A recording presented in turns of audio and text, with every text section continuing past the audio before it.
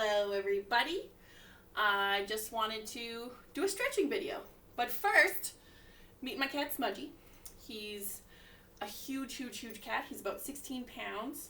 I call him Smudge, Smudgy, Pudgy Smudgy, because, you know, he's kind of big.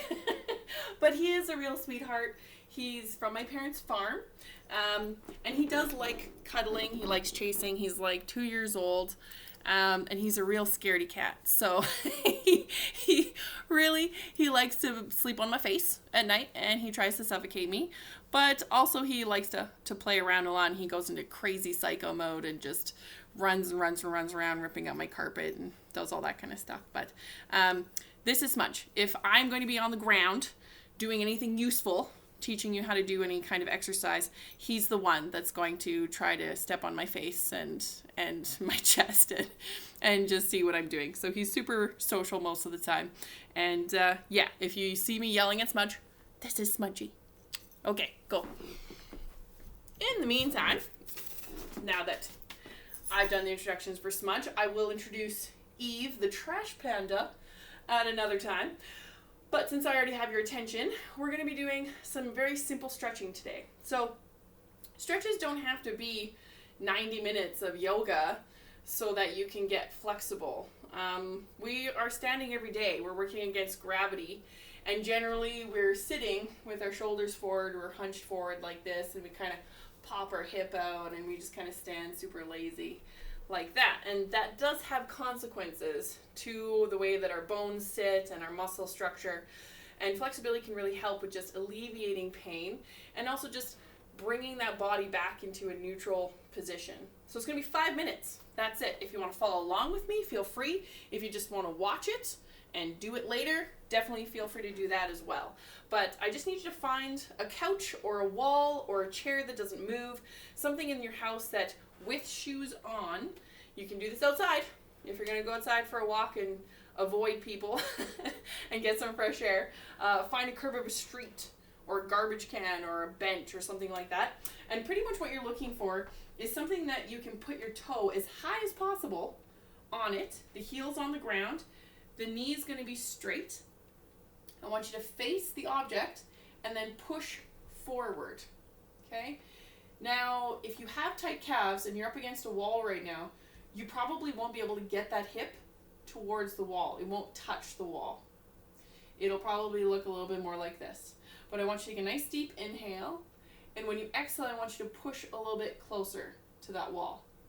Inhale, come up a little bit taller. Exhale, pushing forward. The knee is trying to stay straight the whole time. It's the hip bone that's pushing forward, not the head. And we're going to switch to the other side. So as high as possible with that toe, heels on the ground, knee is straight.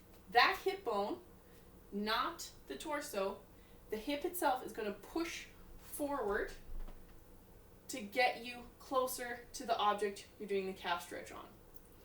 If your hip is touching the wall and you're not feeling a stretch, probably your toe is not high enough. If your toe is as high as possible and you're still touching the wall, great. You're just trying to extend that knee out a little bit more. So instead of having it bent, you're just going to push back throughout that knee. That's the calf stretch. Super easy to do. The other one is quad stretch. Now it depends. You're going to try and find something to hold or a wall or something like that for balance. You're going to try grab onto that ankle.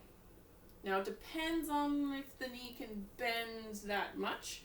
If it cannot bend, if you cannot grab your ankle, if you cannot grab your foot, you're going to take a chair. Pretend that this is a wall. Okay, I'm working with what I have here.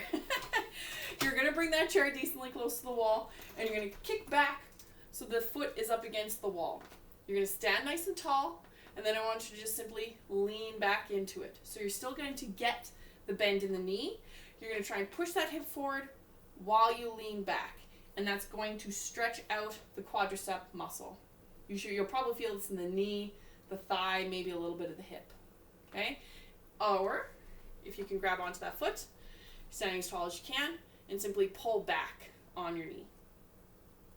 And you're going to switch to the other side. Smudge. Get off my laptop. I told you he's going to be irritating, but entertaining. Irritating, but entertaining. Just for your guys' enjoyment. Other side. Grabbing onto that ankle or foot. Standing up nice and tall. Pulling back on that knee. The hip itself, you're trying to push forward. The arm you're using to pull that knee back a little bit more. Breathe through the belly. Tendency is going to be to try to lean forward into it. So you're nice and tall the whole time. Then you're just trying to work that knee back. And then this one, not so much of a balance exercise, but it is hamstring. You can do this seated, you can do it on the stairs, you can pop your foot up on something. Easiest version without anything is you just kick that right leg out, push the butt back. So the knee is straight, the toe is pointing up towards the ceiling. Take a nice deep inhale, and when you exhale, reach forward. Inhale, breathe deep. Exhale, reach forward. You do not have to reach the foot. You might only be able to get your hands on your thigh or hands on the shin. That's fine. It's whatever flexibility you can go, that's where you're going to hit it, okay? Very, very gently, you're going to stand up, switch to your other side. So it'll be that left leg forward. Heel will be on the ground, toe pointing up. The whole torso is going to bend forward, so that hip goes back, so that when you bend forward, you're going to feel this in the hamstring, back of the leg. With the toe up, you're also going to feel this probably in the calf muscle or back of the knee. When you exhale and you're hinging forward, that's where you're going to feel in the back of the leg as well. Okay, so you're just trying to get the entire back of the leg mostly. Very gently coming up from there. Stretching out your back, we generally kind of hunch forward, like I mentioned in previous videos. We're always rolling forward or hunched into that position. So our back kind of flattens and collapses and then causes a lot of tension. So you can, for sure, you can do extension, which is a back arch, is kind of nice. But it's nice to also do a forward fold. So your feet are about hip distance apart. What I want you to start with your chin. You're going to tuck the chin in towards the chest and just gently roll forward until you're reaching for the floor. So the hands themselves may or may not touch the floor. If you cannot get into this posture, you might have your hands on your knees and you're just working on hinging forward at the hips and straightening the knees out. You can also just kind of grab on to your shins. Okay, whatever your comfort level. Hi, Smudgy. Told you he's super affectionate. Whatever your comfort level, deep inhale, and when you exhale, you're going to push a little bit closer towards the floor. Deep inhale. Exhale, push a little bit closer to the floor. Now, before you move, I want you to bend the knees quite a bit, and then very, very slowly rolling up the spine, squeezing your glutes, shoulders coming up last, so that you're in that nice neutral position. You can do that as many times as you want.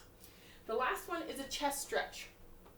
I'm going to be kind of facing away from the camera here, but a wall, a blank wall, perfect place to stretch out your chest. So when those shoulders slump forward, the pectoralis major gets quite tight and we get quite weak in the back, which is why we do get slouch shoulders and a thing called poke head, where our neck itself pokes forward. So to bring everything back into that nice neutral position, what I want you to do is face the wall.